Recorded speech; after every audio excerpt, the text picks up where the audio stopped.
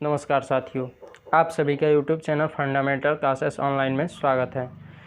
तो इस video lecture में हम लोग बात करेंगे NCERT का जो एग्जाम्पल है इसको हम लोग बात करेंगे।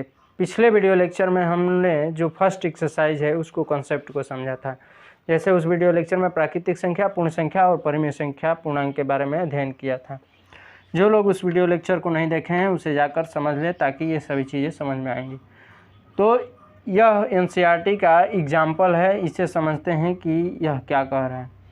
तो नीचे दिए गए कथन सत्य है या असत्य कारण के साथ अपना उत्तर दीजिए।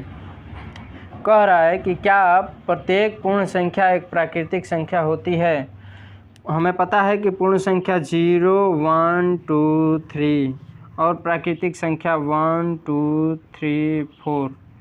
तो इसका आंसर है कि प्रत्येक पूर्ण संख्या एक प्राकृतिक संख्या नहीं होती है, क्योंकि कारण भी हमें बताना है, क्योंकि जो प्राकृतिक संख्या है उसमें शून्य नहीं है, इसलिए प्रत्येक पूर्ण संख्या एक प्राकृतिक संख्या नहीं होती है। तो यह हमारा जो कथन है यह असत्य है, असत्य है, असत्य है। अब देखते हैं कि यह दूसरा क्वेश्चन क्या कह रहा है। कह रहा है कि प्रत्येक पूर्णांक एक परिमेय संख्या होती है।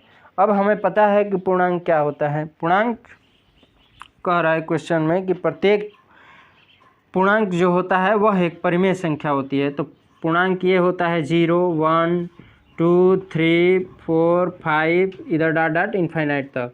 इसमें माइनस भी होता है, तो ये -1, -2, -3, -4। अब यह इस क्वेश्चन में कह रहा है कि क्या प्रत्येक पूर्णांक एक परिमेय संख्या होता है। तो देख रहे हैं हम यहाँ पर कि परिमेय संख्या क्या होती है। P/Q के रूप के संख्या को परिमेय संख्या कहते हैं, और जहाँ पर P और Q दोनों पूर्णांक होता है।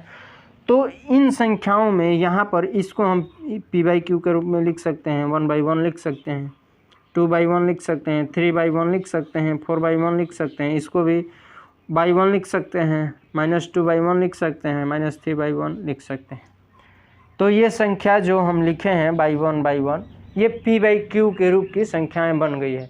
तो इसका मतलब यह है कि प्रत्येक जो पूर्णांक होता है वो परिमेय संख्या होती है। तो यह कथन जो B वाला है, जो B कथन है वह सत्य है, B कथन है वो सत्य है। अब बात करेंगे कि C क्या कह रहा है। C कह रहा है कि प्रत्येक परिमेय संख्या एक पूर्णांक संख्या होती है। तो हमें पता है कि परिमेय संख्या क्या होती है। देखिए, परिमेय संख्या 1 P/Q के रूप की संख्या को परिमेय संख्या कहते हैं। ये प्रत्येक परिमेय संख्याओं के बारे में बात कर रहा है। तो मान लीजिए 1/2 है, 3/2 है, तो ये परिमेय संख्या हुई। और कह रहा है कि प्रत्येक परिमेय संख्या एक पूर्णांक है। अब पूर्णांक हम जानते हैं कि इसमें माइनस भी होता है, -1, 0, 1, इधर -2, इधर डॉट डॉट इनफाइनाइट तक ये जाएगा, 1, 2, 3 डॉट डॉट इधर इनफाइनाइट तक जाएगा। कह रहा है कि प्रत्येक परिमेय संख्या एक पूर्णांक संख्या होती है। तो हम देख रहे हैं कि 1/2, इसमें 1/2 कहाँ है। इसका मतलब यह है कि यह दिया हुआ कथन असत्य है। अब आप लोग कहेंगे कि जो ये 1 है इसको हम 1/1 के रूप में तो लिख सकते हैं, तो ये तो 1/1 है, तो इसमें तो है ये 1, तो ये तो प्रत्येक परिमेय संख्या पूर्णांक हो सकती है। तो ये इसका मतलब ये प्रत्येक की बात कर रहा है, ये नहीं कि केवल 1 को, ये भी तो एक परिमेय संख्या है, ये कहाँ इसमें है। तो ये प्रत्येक के लिए नहीं हो पाया। तो इसका मतलब यह है कि प्रत्येक परिमेय संख्या एक पूर्णांक संख्या नहीं होती है, असत्य है यह कथन। तो ये कथन हमारा असत्य है। अब हम लोग का अगला टॉपिक है कि कोई मान लीजिए 2 संख्या दे देगा। अब हम लोग का अगला टॉपिक है, कोई 2 संख्या दे देगा और कहेगा कि उन संख्याओं के बीच में कोई 2 परिमेय संख्या दे देगा और कहेगा कि उन दोनों संख्याओं के बीच में 4 या 5 कह सकता है, 10 भी कह सकता है, जितना मन उतना कह सकता है, हमें परिमेय संख्या बताइए। यहाँ पर यह मान लीजिए कोई संख्या 2 है, एक 1 और एक 2। तो 1 और 2 के बीच में अनंत संख्याएं होती हैं। 1 और 2 के बीच में ऐसा नहीं है कि केवल 5 ही या 10 या सीमित मात्रा में, यानी लिमिटेड नहीं, इनफाइनाइट होती है, अनंत होती है इन दोनों के बीच में संख्याएं। तो हमारा अगला टॉपिक यह है कि अगर मान लीजिए कोई दो संख्या दे देगा, अगर कोई दो संख्या दे देगा और कहेगा कि उन दोनों संख्याओं के बीच में हमें कुछ, या 4 कह सकता है, 2 भी कह सकता है, कुछ भी कह सकता है, हमें उतनी परिमेय संख्या बताइए। मान लीजिए कोई संख्या एक दे दिया 3 और एक दे दिया 4, 3 और 4 दे दिया और कहेगा कि 3 और 4 के बीच में हमें 2 बताइए परिमेय संख्या, या 3 भी कह सकता है। तो इसका 2 तरीका है। तो जो पहला वाला तरीका है वह कॉम्प्लिकेटेड है और जो सेकंड वाला तरीका है वह आसान है। पहला तरीका है वो कठिन है। पहला तरीका यह है कि 3 और 4 को जोड़ करके या 2 से भाग दे दिए, तो ये दोनों के बीच में होगा। फिर ये जो आएगा इसको लिख करके इधर से करेंगे, तो ये ज़्यादा कॉम्प्लिकेटेड है, ये आसान नहीं है। तो हम लोग दूसरा तरीका से हल करेंगे। तो दूसरा तरीका यह है कि मान लीजिए इसमें 3 और 4 के बीच में, यहाँ पर इस क्वेश्चन को लिख देते हैं। मान लीजिए क्वेश्चन है 3 और 4 के बीच में 2 परिमेय संख्या बताइए। 3 और 4 के बीच में हमें दो परिमेय संख्या बताना है। तो हम इसमें क्या करेंगे, सबसे पहले इन दोनों संख्याओं को लिख लेंगे। ये मेरा हल है, सॉल्व, ये मेरा सॉल्व है। 3 और 4 दो संख्याओं को लिख लेंगे। इसमें कह रहा है कि 2 परिमेय संख्या को बताइए, तो 2 में 1 को ऐड कर देंगे। इसमें कह रहा है कि 2 परिमेय संख्याओं को बताइए, तो 2 में 1 जोड़ देंगे तो 3 हमारा आएगा।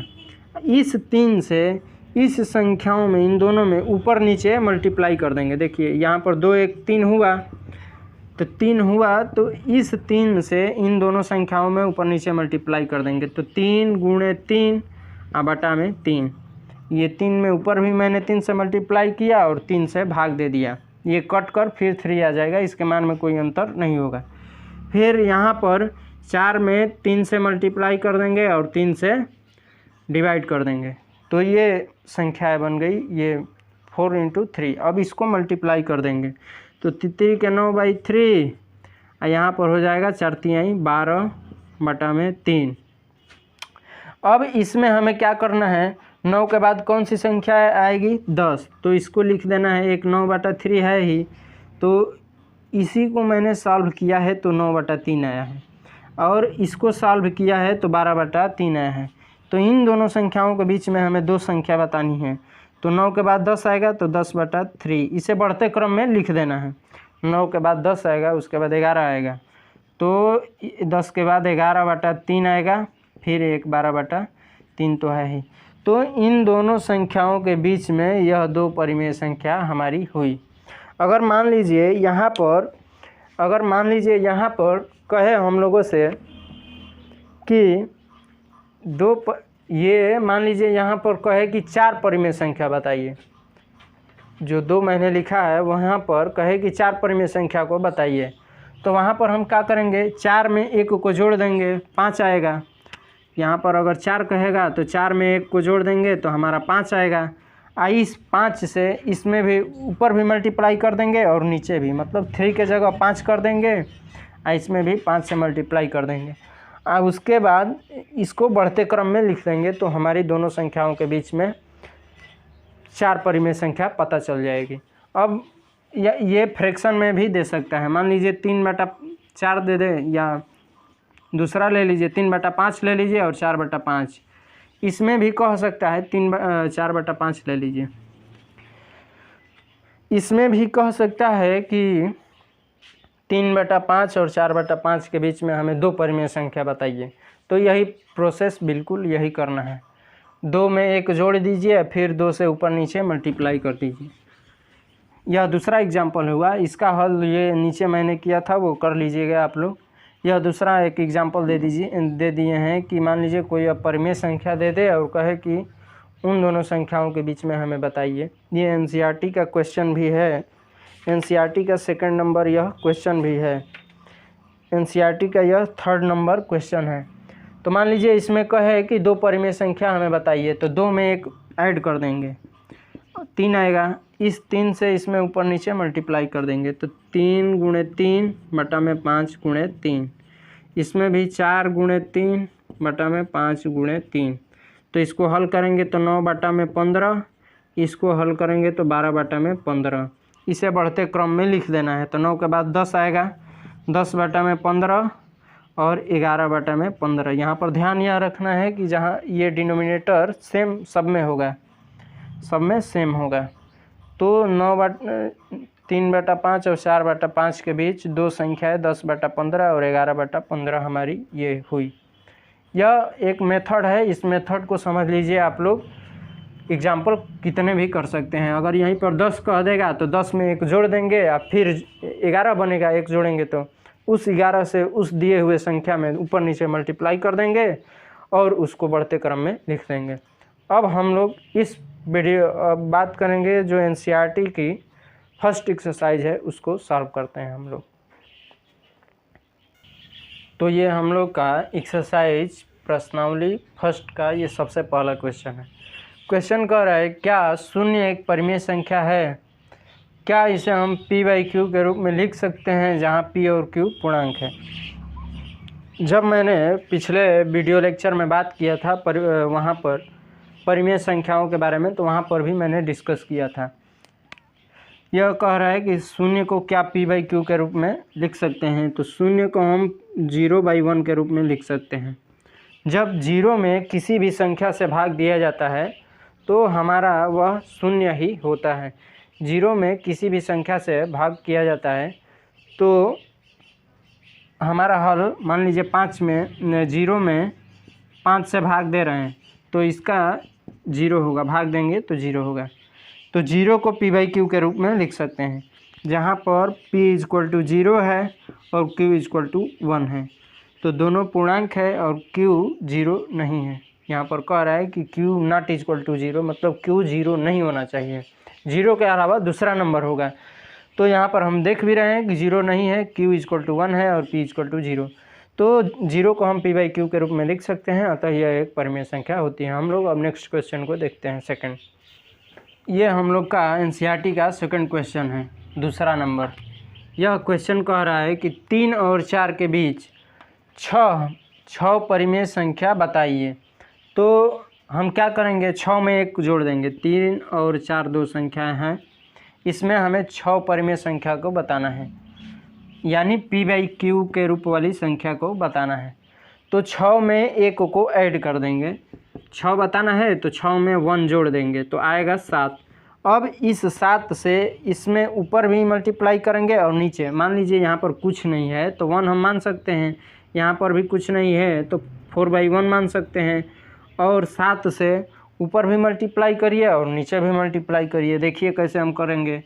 तो 7 × 3 लिख सकते हैं, फिर 7 × 1। इसमें भी 4 × 7 फिर 1 × 7, इसे कंफ्यूज हो जाएंगे। 7 × 4 फिर 7 × 1। तो इसको गुणा करेंगे तो 70 के 21 हो जाएगा, 21 बटा में 7, फिर 7 × 28, 28 बटा में 7। अब इसको बढ़ते क्रम में लिख दीजिए ऊपर वाले को। तो 21 के बाद आएगा 22, तो 22 बटा में 7, फिर 23 बटा में 7, 24 बटा में 7, 25 बटा में 7, 26 बटा में 7, उसके बाद 27 आएगा, 27 बटा में 7। तो यहाँ पर हम देख रहे हैं कि 1 2 3 4 5 6, ये 6 इन दोनों संख्याओं के बीच में हमें 6 परिमेय संख्या प्राप्त की है। अगर इन संख्याओं में अगर आप लोग 7 से भाग देंगे, 7 से 22 में, और फिर इसमें भी भाग देंगे और इसमें भाग देंगे, 7 से 25 में भाग देंगे, 7 से 26 में, 7 से 27 में, तो जो भी भाग आएगा तो वो 3 पॉइंट समथिंग आएगा और 4 के बीच ही में रहेगा, 4 के इधर, दोनों संख्याओं के बीच में ही आएगा। ये आप लोग भाग देकर देख सकते हैं। अब हम लोग बात करेंगे तीसरे क्वेश्चन के बारे में। तीसरा क्वेश्चन क्या कहा, यह हम लोग का एनसीईआरटी का थर्ड क्वेश्चन है।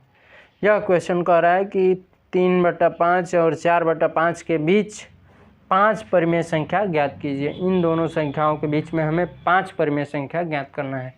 तो हमें वही स्टेप फॉलो करना है। 5 में एक जोड़ देंगे, 5 + 1 = 6 होगा, और इस 6 से इसमें भी ऊपर नीचे मल्टीप्लाई कर देंगे और इसमें भी। देखिए हम लोग कैसे करते हैं। 3/5 है और 4/5 है। तो जब 5 में एक जोड़े हैं तो 6 आया है, तो 6 से ऊपर नीचे मल्टीप्लाई कर देंगे। तो 6 × 3 6 × 5 और 4 × 6 फिर 5 × 6। इसे सॉल्व करेंगे तो 36 18 18/30। आप इसको करेंगे तो 24/30। 18 से बढ़ते हुए क्रम में नंबर को लिख देना है। तो यहाँ हम लिख सकते हैं, यही हमारा सॉल्व करने का प्रोसेस है। 5 में एक जोड़ देंगे और 6 हो जाएगा। यहाँ पर हम लिखेंगे कि चूँकि इन दोनों संख्याओं के बीच में हमें 5 परिमेय संख्या ज्ञात करनी है, तो इसलिए 5 + 1 = 6 और उसके बाद इसे मल्टीप्लाई कर देंगे। तो इस तरह हम करेंगे पेपर में। तो 18 के बाद 19 आएगा, तो 19/30, फिर 20/30, 21/30, 22/30, फिर 23/30। तो ये हमारे 5 संख्याएं हुई जो 3/5 और 4/5 के बीच में हैं। अब हम लोग एनसीईआरटी के चौथे नंबर क्वेश्चन को देखते हैं वो कैसे होगा। ये हम लोग का एनसीईआरटी का सबसे फर्स्ट एक्सरसाइज का सबसे लास्ट क्वेश्चन। देखते हैं कि यह क्वेश्चन क्या कह रहा है। नीचे दिए गए कथन सत्य है या असत्य कारण के साथ अपना उत्तर भी देना है। ये जो कथन है, इस कथन सत्य है या असत्य है, यह जो कथन दिया है, और क्यों सत्य है और क्यों असत्य है वह हमें कारण भी बताना है। तो इसमें हम सबसे पहला क्वेश्चन देखते हैं।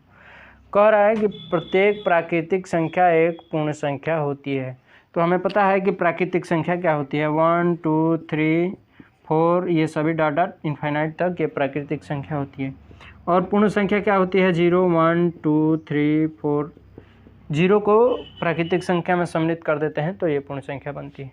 कह रहा है क्वेश्चन कि प्रत्येक प्राकृतिक संख्या एक पूर्ण संख्या होती है। तो हम देख रहे हैं कि पूर्ण संख्या में ये सभी प्राकृतिक संख्या उपस्थित है। क्वेश्चन भी कह रहा है कि प्रत्येक प्राकृतिक संख्या एक पूर्ण संख्या भी होती है। तो हम देख भी रहे हैं कि पूर्ण संख्या में जो सभी प्राकृतिक संख्याएं उपलब्ध है। इसका मतलब यह जो कथन है यह सत्य है, और इसमें हम कहेंगे कि पूर्ण संख्या में वो प्राकृतिक संख्या 1 2 3 सभी होती है। अब यह दूसरा क्वेश्चन, या इसको यह भी कह सकते हैं कि पूर्ण संख्या में प्राकृतिक संख्या भी सम्मिलित होती है। अब यह दूसरा क्वेश्चन क्या कह रहा है कि प्रत्येक पूर्णांक एक पूर्ण संख्या होती है। देखिए इसे मान ले पूर्णांक, हम जानते हैं कि पूर्णांक क्या होता है, -1 0 1 2 3 डॉट डॉट इसी तरह इनफाइनाइट तक। इधर -2 डॉट डॉट, इधर भी -इनफाइनाइट तक होगा। अब पूर्ण संख्या हम जानते हैं कि क्या होती है, 0 1 2 3 4 ये पूर्ण संख्या होती है। कह रहा है कि क्या प्रत्येक पूर्णांक पूर्ण संख्या भी होती है। तो यहाँ पर जो माइनस वाला नंबर है, माइनस वाला -2 -3, मान लीजिए हम -5 ले रहे हैं, तो क्या -5 इस पूर्ण संख्या में है, तो नहीं है। इसका मतलब प्रत्येक पूर्णांक पूर्ण संख्या नहीं होती है। तो इसको हम लोग इस तरह भी, कोई भी इसमें से निगेटिव वाला नंबर लेकर के कहेंगे कि -5 पूर्णांक है लेकिन पूर्ण संख्या में यह नंबर नहीं है, इसलिए यह कथन असत्य है। अब बात करेंगे ये थर्ड वाला क्वेश्चन। कह रहा है कि प्रत्येक परिमेय संख्या एक पूर्ण संख्या होती है। हमें पता है कि p/q वाली संख्या को परिमेय संख्या कहते हैं, जैसे 1/2 1/3 2/4। पूर्ण संख्या भी हमें पता है, 0 1 2 3 0 1 2 3 डॉट डॉट ये इनफाइनाइट तक। तो ये p/q रूप की संख्या हो गई। और कह रहा है कि जो प्रत्येक परिमेय संख्या है सभी वो पूर्ण संख्या होती है। हम देख रहे हैं कि 1/2 इसमें कहाँ 1/2 है, इसका मतलब ये भी कथन असत्य है। तो ये हमारा प्राकृतिक संख्या एक पूर्ण संख्या होती है, ये केवल सत्य था और ये असत्य था, असत्य, और ये भी असत्य था। तो ये हमारा एनसीईआरटी का सभी फर्स्ट एक्सरसाइज को मैंने सभी को सॉल्व किया। अब हम लोग अगले वीडियो लेक्चर में एनसीईआरटी की जो सेकंड एक्सरसाइज है उसके कंसेप्ट को समझेंगे, फिर उस एक्सरसाइज को हल करेंगे। तब तक के लिए धन्यवाद। इस वीडियो लेक्चर में इतना ही।